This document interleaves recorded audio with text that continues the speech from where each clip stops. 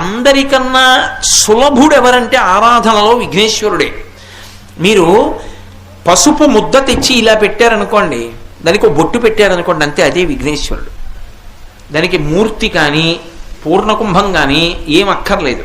సాధారణంగా మూర్తి పెట్టకపోతే కలశ పెడతాం, కలశ కూడా అక్కర్లేదు.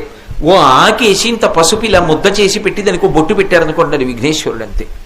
ఎందుకంటే పార్వతీదేవి ఒంటికి పసుపు నలుగు పెట్టుకు తీసిన ప్రాణప్రతిష్ఠ చేసింది కాబట్టి ఇప్పటికే పసుపు ముద్ద అక్కడ పెట్టి ఆవాహయామి అంటే వచ్చేస్తాడు.